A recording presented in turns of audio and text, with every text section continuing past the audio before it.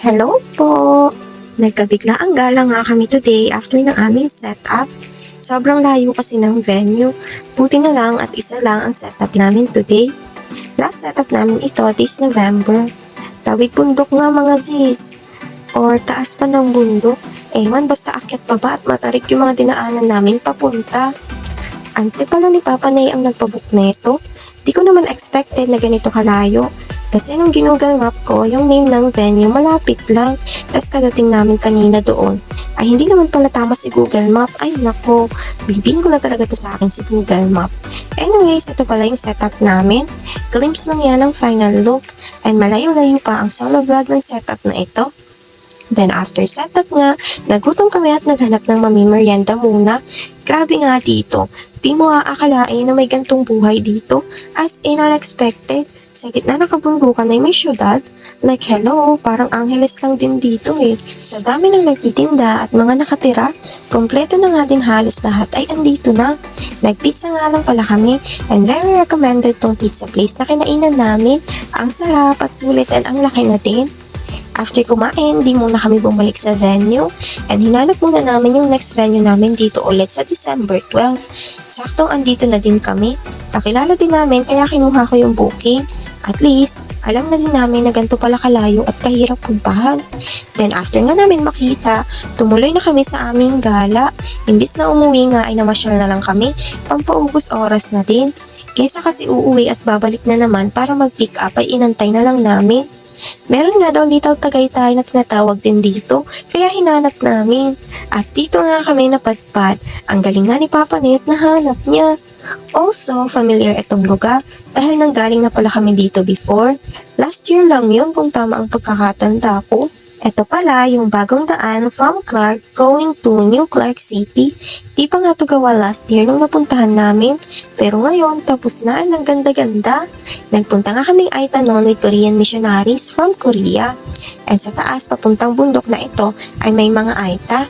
Imagine, gantong kalayo yung binabiyahe nila, pababa ng syudad at paakyat sa kanila. Pero grabe yung daan. Ang ayos-ayos na nga ngayon at mabilis na lang compare before na di pa sementado at malubak pa. Though matarik at mataas pa din talaga ang daan. See, look at the view mula dito sa taas.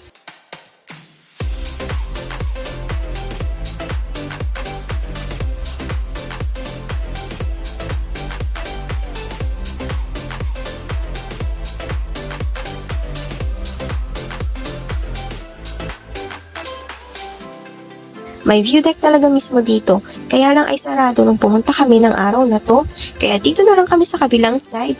Maganda pa din naman.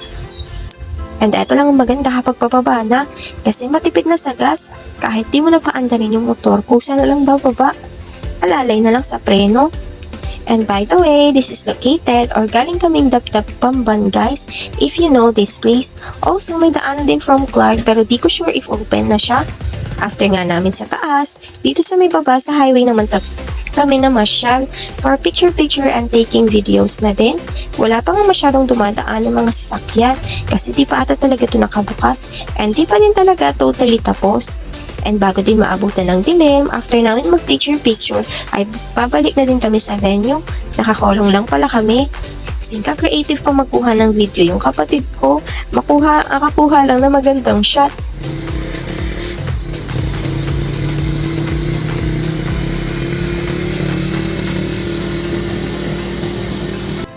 And ayan, nakabalik na nga kami sa event, tapos pinakain kami. Then pagkatapos ay nag-pull out na din. Sakto lang ang dating namin pero kanina pa daw natapos ang party at mabilis lang. And thank you po pala sa masarap na pagkain and mga pa-take out. Saktong dadaan din kami kila Papa Neto bago umuwi, kaya dadalhin na lang din namin sa kanya. Bago din umuwi, dumaan muna kaming perya at nag-explore sa peryahan nila dito. O diba? Pati peryahan meron sila dito, grabe. Di rin naman kami nagtagal tapos umalis na kami. Naglaro lang din saglit si Papa Nay ng Color King, tapos yung kapatid ko ay ang barilan. At saka pala itong Huggies Piso. And bye-bye Pamban! See you again on December 12. Or ewan, baka sila Papa Nay na lang at nasa kabilang setup naman ako noon.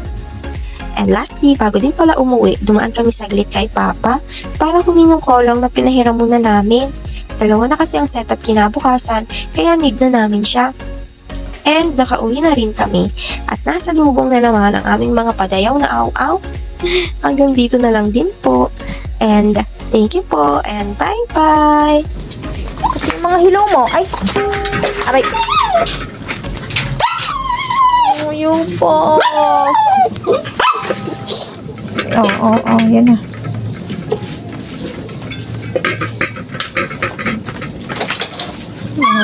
Mga hilaw. Huh?